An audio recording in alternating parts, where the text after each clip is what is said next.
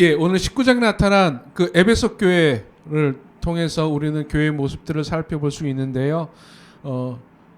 사도 바울이 2차 전도여행 말미에 에베소에서 잠시 복음을 전하고 다시 들어갔지요. 다시 안디옥으로 내려가서 제 3차 전도 여행 때는 이 에베소에서 복음을 전합니다. 이 에베소는 당시 아시아, 지금의 터키, 투르키의 지역이죠.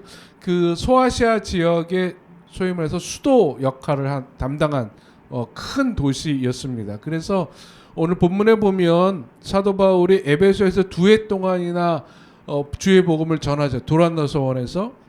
근데 에베소에서 날마다 복음을 2해 동안 날마다 그 강론하고 가르쳤는데 그 뒤에 동안 지나갔는데 성경은 이렇게 말합니다. 아시아에 사는 자는 유대인이나 헬라인이나 다 주의 말씀을 듣더라라고 이야기해요. 그 이유는 그 에베소가 이 아시아 지역의 수도였기 때문에, 주도였기 때문에 막 수많은 사람들이 에베소를 통해서 물자를 받고 또 공급을 받고 또 소식을 듣고 전하고 했었던 곳이었습니다. 즉 바울은 전략적으로 에베소를 택했고 이제 지나가는 도시가 아니라 거기서 거의 상주하는 2년 넘게 있었으니까 거의 뭐 거기서 살았다라고 봐도 될 것입니다. 에베소를 중심으로 복음을 아시아 지역에 복음을 두루 편만하게 전했던 바울의 모습인데 에베소에서 이제 그 노력으로 에베소 교회가 세워지지요. 근데 오늘 19장에는 이 에베소 교회에서 일어난 큰 사건 두 가지를 이야기합니다. 첫 번째로는 놀라운 능력의 사건이에요. 사도 바울이 가지고 있었던 손수건이나 사도 바울이 들쳐 있었던 그 앞치마를 가져다가 병든 사람에게나 혹은 귀신 들린 사람에게 갖다 대면은 병든 사람이 낫고 귀신 들린 사람이 나았다. 귀신이 쫓겨났다. 소위 말해서 뭐 치유 사역과 축사의 사역이 일어났다라고 하는 것입니다. 놀라운 일이죠. 막 이런 일들이 어떻게 납니까? 사람이 직접 가서 어떤 행위를 하기도 전에 그 가지고 있는 물건으로 이런 일이 일어납니다. 그것을 본 에베소에 사는 마술사들이 그걸 따라하기도 하고 혹은 따라하다가 된통 당하기도 하고 에베소에 있는 마술사들이 자신들의 책을 다 불태웠다라고 말합니다. 여기서 말하는 자신들 마술사들의 책은 소위 말해서 주술서 같은 거예요. 자기가 배운 것들, 자기가 이렇게 배우고 또 전에 전수받았던 것들을 다 태웠습니다. 태웠다는 이유는 이제는 이런 것들은 소용없다. 오직 예수만이 진짜다. 예수만이 진리다라고 하는 사실을 인정하는 것이죠. 그래서 그 값이 은 5만이나 되었다. 뭐 우리 김대건 전사님께서 말씀하셨듯이 뭐 소위 50억, 어떤 분들은 몇백억이라고 이야기하기도 해요. 그거는 그 마술책의 가치가 그만큼 높았다라고 하는 거예요. 그들이 가지고 있었던 비밀리에 전수되고 전수받았던 것들이니까 얼마나 비쌌겠습니까? 또 예전부터 갖고 있었던 것이 얼마나 비쌌겠습니까? 자신들의 생명줄이고 목숨줄인데 그걸 다 불태웠다고 하는 거예요. 이게 첫 번째 예배에서 일어난 사건이고, 두 번째로는 은장색, 그래서 은으로 신상을 만들거나 신전의 모형을 만들었던 그러니까 세공장입니다. 은장색이었던 데메드리오가 사람들을 충동해서 연극장의 사람들을 모으고 그리스도인들을 치게 합니다. 즉 복음을 전하지 못하게 하려고 소동을 일으킵니다. 시위를 일으키는데 당시 에베소의 서기장의 만류로 그 소동이 멈췄죠. 이 은장색 데메드리오가 소동을 일으킨 이유는 아주 간단합니다. 그리스도를 전함으로 인해서 자신들의 생업이 막혔다. 자신들의 밥벌이를 못하게 되었다라고 하는 것입니다. 그것을 자신들의 신앙으로 이렇게 좀 포장을 하죠. 그래서 에베소 교회 에베소에 있었던 위대한 신전이 있는데 그 아데미 신전이었습니다. 그 아데미 신전이 있었고 그곳에는 많은 사람들이 아데미 신을 섬기고 있었는데 이들 때문에 아데미 신의 위상이 땅에 떨어졌다. 그리스도가 최고라고 말한다. 이게 말이나 되느냐라고 하면서 아데미 신에 대한 신앙을 신앙을 앞장 세워서 사람들을 소동케 합니다.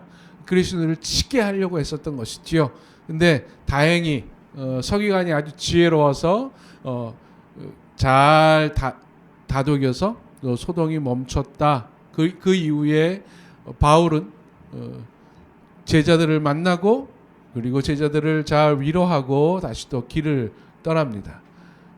3차 전도 여행 이후에 이제는 바울은 그 이후에 다시 예루살렘으로 돌아가고 예루살렘에서 로마로 압송당하게 되는 일이 이 20장 이후에 쭉 기록되어 있습니다.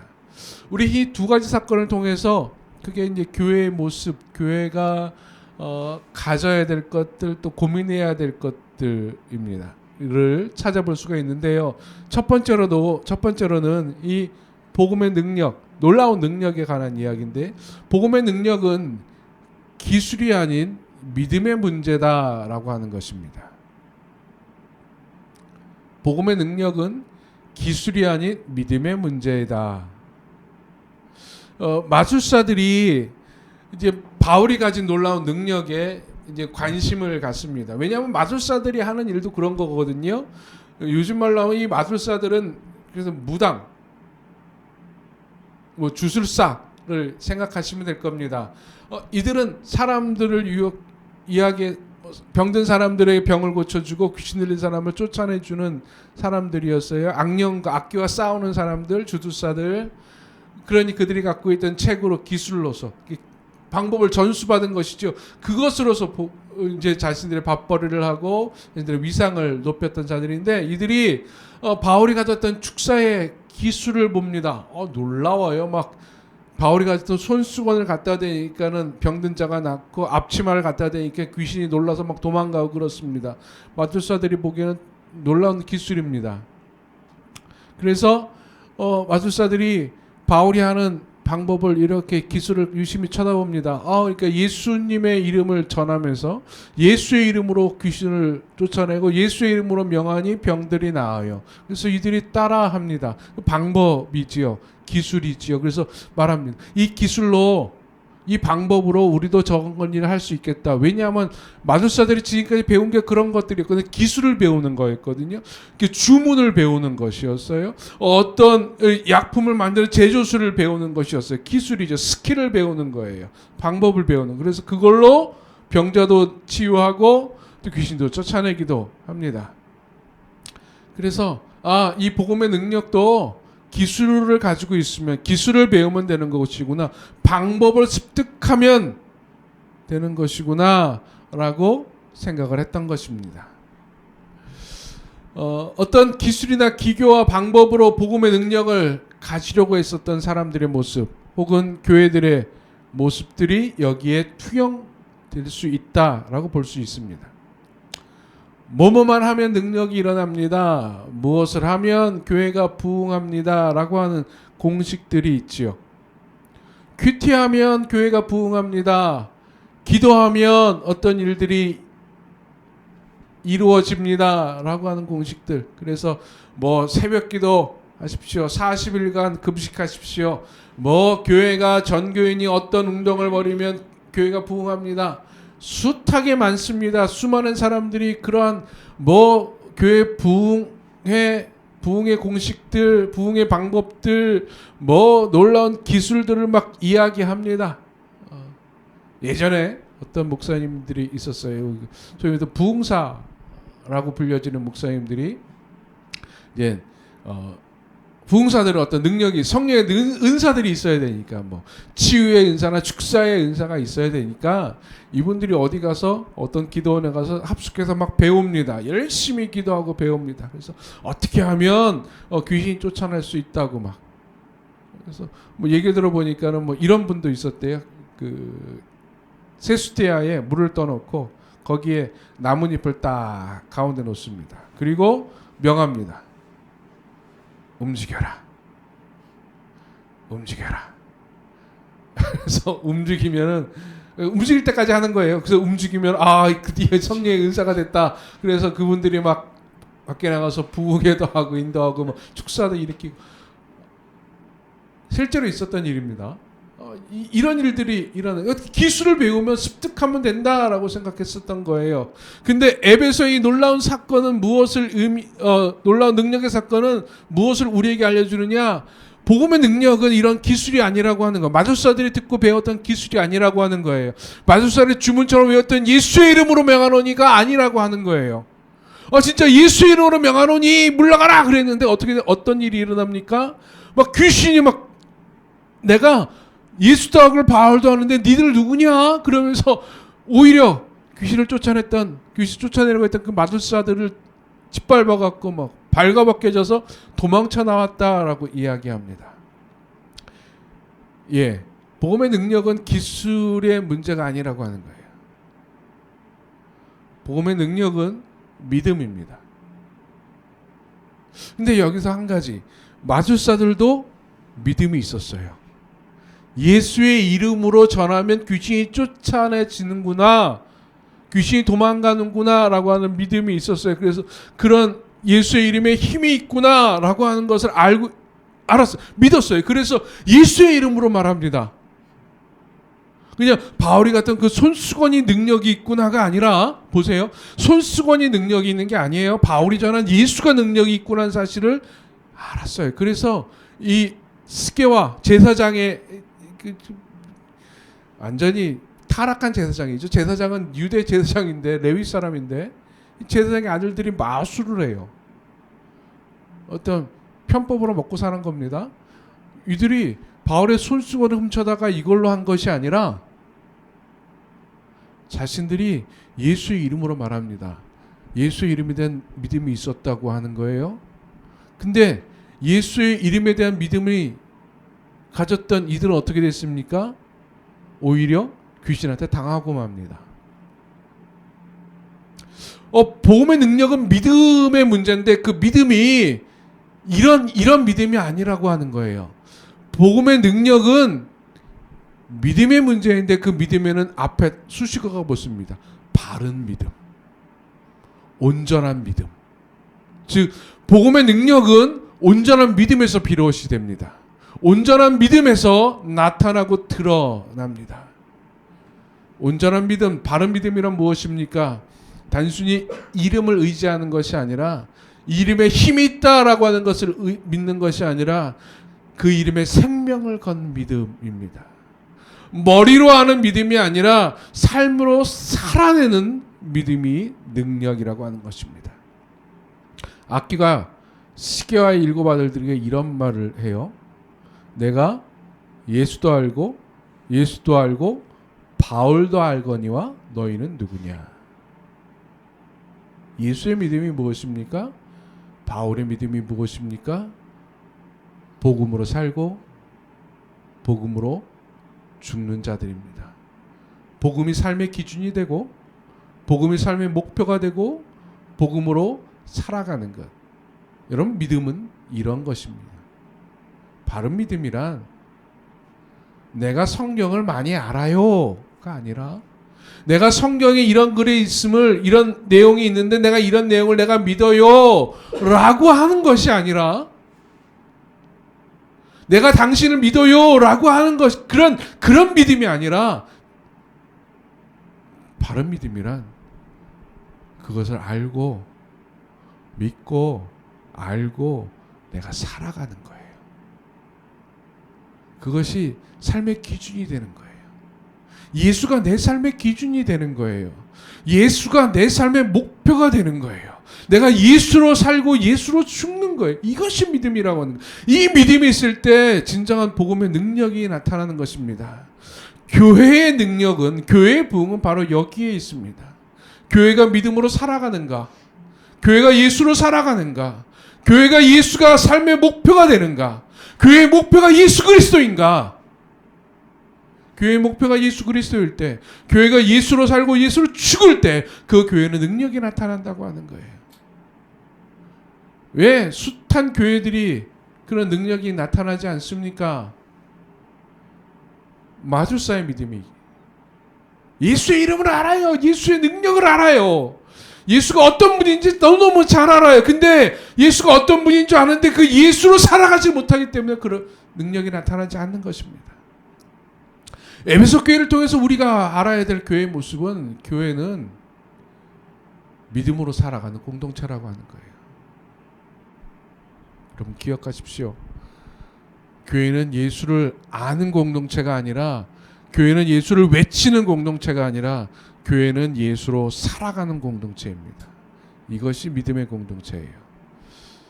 두 번째, 교회는 육신의 문제보다 영혼의 문제를 우선시하는 공동체입니다. 에베소에서 은세공업으로 먹고 살았던, 생업을 삼았던 데메드리오가 소동을 일으킵니다. 수많은 에베소 사람들이 거기에 동조해요. 같은 생업에 살고 있었던 사람들, 또 에베소에 사는 수많은 시민들과 동조해서 뭐 아데미는 위대하다, 아데미는 위대하다 외치고, 뭐 그리스도인을 잡아다가 소위 말해서 쫓아내고 죽이려고 합니다. 많은 사람들이 여기에 동참해요. 근데 고린도 이야기했었잖아요. 고린도에서도 법정으로 잡아들였습니다. 사람들을 잡아들였습니다. 거기에는 신앙의 문제였어요. 신적인 문제가 있었습니다. 윤리적인 문제가 있었습니다. 근데 거기에는 이만큼 사람들이 막 동요하지는 않았어요. 소동을 일으킬 정도는 아니었어요. 근데 에베소는 소동을 일으킬 정도로, 연극장에 떠나갈 정도로 막 사람들이 소동을 일으킵니다. 왜요? 데메드리오가 말한 게, 이게 소동을 일으킨 게 진리냐 거짓이냐 정이냐 불이냐의 문제가 아니에요. 데메드리오가 사람들을 소동을 일으켰던 문제는 물질의 문제였어요. 육신의 문제였어요. 데메드리오는 잘 알고 있었어요. 여러분 데메드리오가 사람들을 막 이야기한 것을 보십시오. 이 사람들이 그리스도를 전하니까 우리 사람들이 신상을 안 산다. 이게 가짜인 걸 알고 신상을 안 산다. 그리고 그리스도를 전하니까 아데미 신전에 있었던 아데미 신의 위상이 땅에 떨어졌다. 왜? 그리스도가 진리니까.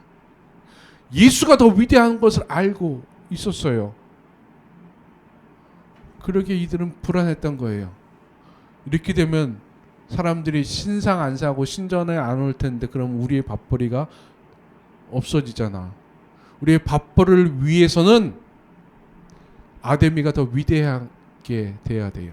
우리의 밥벌이를 위해서는 그리스도를 전하면 안 돼요. 복음을 전하면 안 돼요. 왜? 우리가 전하는 게 가짜임이 들통나니까. 그래서 불안했던 거예요. 이들이 진리를 따르면 되는데, 예수가 진짜임을 알고 진짜임을 알고 있으니까 그냥 그 진리를, 예수를 따르면 되는데, 이들에게는 육신의 문제가 걸려 있어요. 밥벌이의 문제가 걸려 있어요. 여러분, 많은 사람들이 여기에 고민해요. 육신의 문제, 물질의 문제에 걸립니다. 그래서 예수를 선택하는데 부담을 가져요. 예수를, 복음을 받아들이기 위해서는 두 개의 탑이 무너져야 돼요. 첫 번째의 탑은 아까 우리 김대강 전사님이 이야기했던 가치입니다. 가치의 탑입니다. 오늘 본문에 보면은, 처음 읽는 본문에 보면 바울이 막 복음을 전하는데 어떤 사람들이 마음이 굳어서 그 복음을 받아들이지 않았다라고 했어요. 마음이 굳어 순종하지 않고 무리 앞에서 이도를 비방하거늘 이라고 말한 것은 이들이 가졌던 가치의 탑이에요. 가치의 탑을 무너지지 않는 거예요. 복음을 받아야 되는데 자기가 지금까지 가졌던 가치의 탑, 유일신 하나님에 대한, 유대인들이 가졌던 유일신 하나님에 대한 가치의 탑, 메시아에 대한 가치, 무너뜨려야 돼요. 예수가 메시아라 그러면 자기들이 지금까지 기대했었던 메시아의 상과는 전혀 다른 상이거든요. 며칠 후면 크리스마스지만 예수님이 말구일권에서 탄생하고 한낱 촌부의 아들로 태어난다고 하는 거예요. 유대인들은 메시아는 다윗의 왕권으로 이어받은 자로 생각했어요. 다윗의 왕권이 있을까? 예, 당시에 있었어요. 다윗의 왕권을 가졌던 유다 왕족이 있었어요. 거기서 태어난다고 생각했거든요. 근데 아니에요. 그러니까 그들이 가졌던 가치, 지금까지 자신의 논리의 탑을 무너뜨려야 돼요. 복음을 받아들이기 위해서는. 아니, 복음을 받아들이면 지금까지 가졌던 모든 가치와 논리들이 다 무너져요.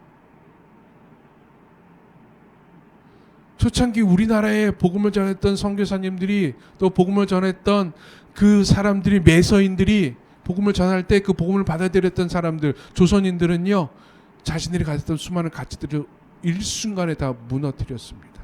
어떤 양반들은요, 복음을 받아들이고 나서 가장 처음 한 일이 뭐냐 하면 자신들 문주에 가서, 사당에 가서 신주단지라 그러죠. 그거를 땅에 던져버리는 일이었어요.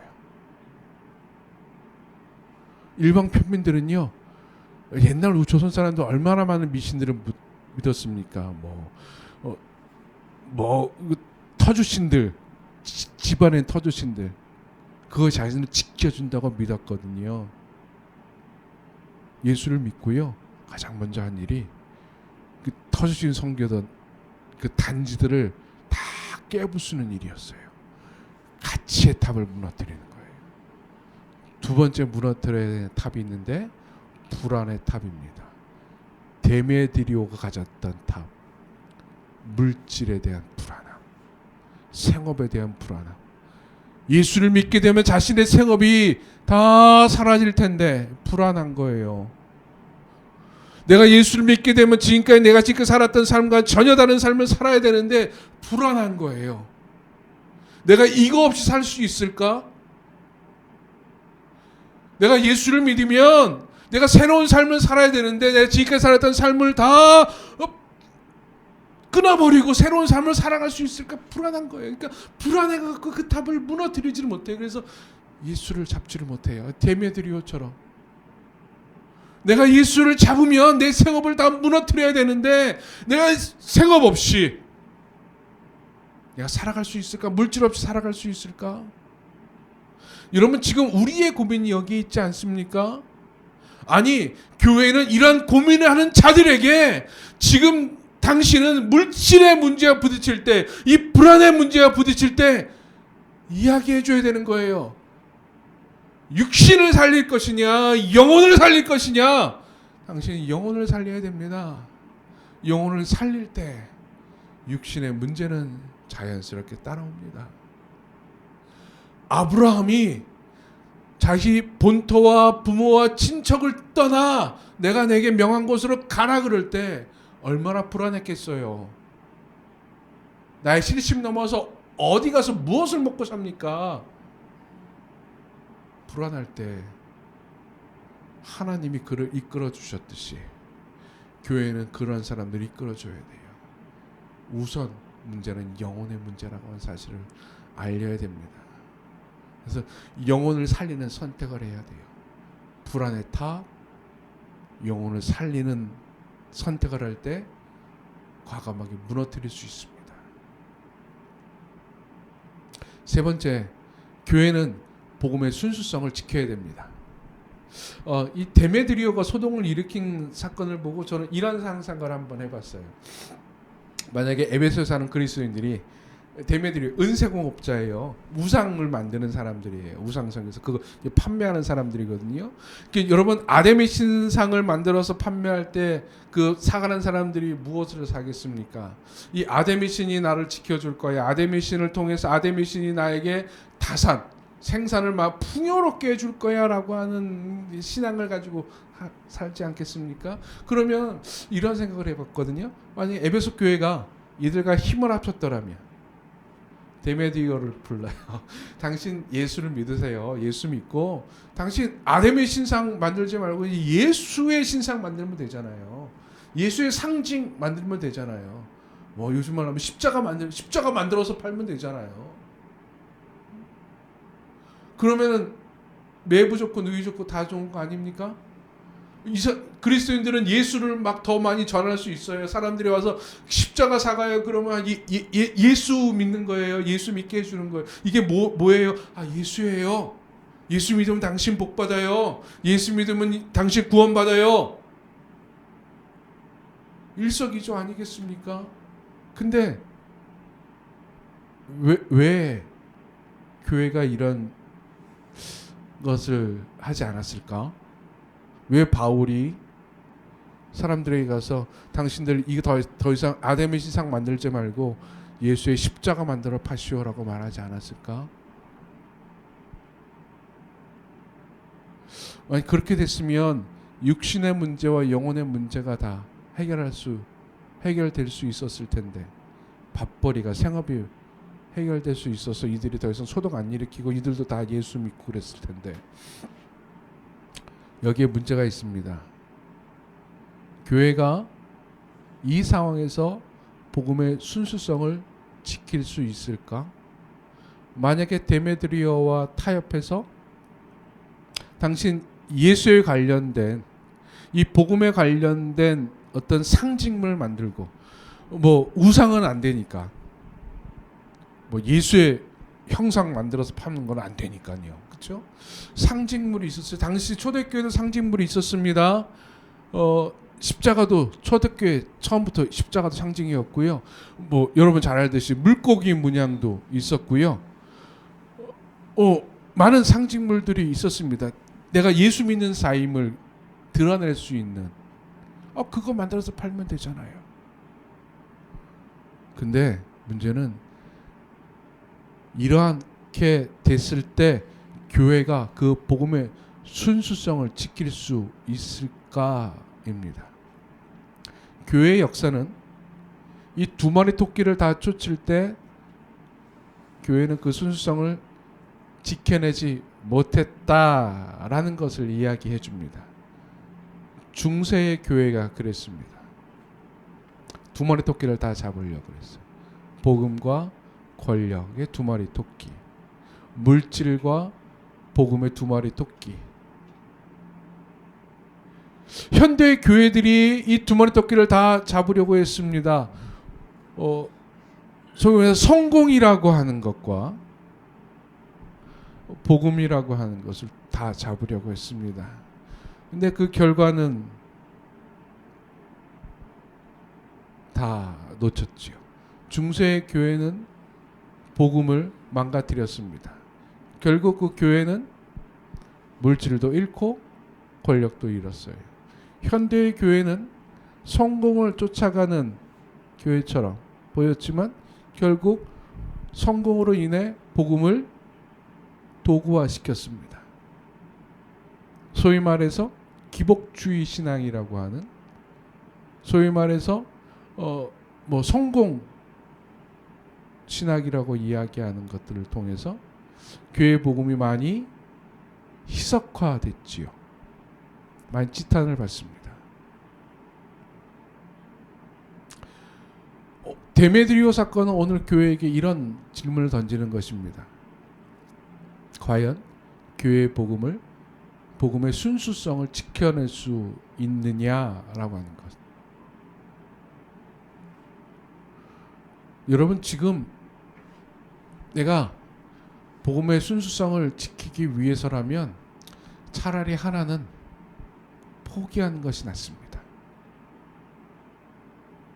복음의 순수성을 지킬 수 없다면 포기하세요. 만약에 두 마리 토끼를 다 쫓아갈 수 있다고 생각되어지면 한번 해보세요. 그리고 그 순간 복음을 순수성을 잃어버릴 수 있는 상황이 왔을 때 과감하게 내가 포기할 수 있다면 그렇게 하세요. 과감하게 내가 물질의 문제를 버릴 수 있다면 두 마리 토끼 다 잡아도 돼요. 근데 만약에 그럴 수 없다면, 그럴 마음이 들지 못한다면 차라리 먼저 육신의 생명을 포기하고 영혼의 생명을 잡는 것이 낫습니다. 이것이 복음이 우리에게 이야기하는 겁니다. 예수님도 말씀하셨어요. 하나님과 만몬을 동시에 섬길 수 없다고 이야기했어요. 근데 우린 자꾸 그걸 동시에 섬길 수 있다는 유혹에 빠져들어요. 그 유혹 가운데 자꾸만 복음의 순수성을 저버리지요. 복음을 전하며 많은 학생들을 가르칠 수 있다라고 생각합니다. 예. 그래서 기독교 많은 단체들이 학교를 세웠어요. 선교사님들이 다 학교를 세웠죠. 그리고 기독교 재단이 그걸 이어받아서 계속해서 지금도 한국에 수많은 기독교 사학들이 있습니다. 복음을 전하기 위해서 사학을 세웠어요. 근데 지금 어떻습니까?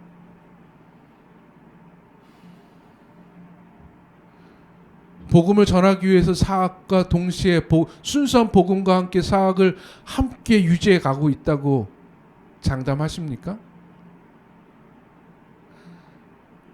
기독교라는 이름을 앞세워서 지금 욕심 채우고 있지 않습니까? 얼마나 많은 기독교 사학들이 지금 사람들로 지탄을 받고 있습니까? 똑같아요. 일반 사학이랑 똑같이 욕먹어요. 근데 오히려 더 욕먹죠. 복음을 더럽혀서. 복음의 이름을 팔아서. 예수의 이름을 팔고 있잖아요. 지금. 안 됩니다. 여러분. 차라리 하나를 포기하세요. 우리 그렇게 합시다. 복음의 순수성은 지켜야 됩니다. 복음이 전해질 때까지 증인된 삶을 결코 쉬지 않을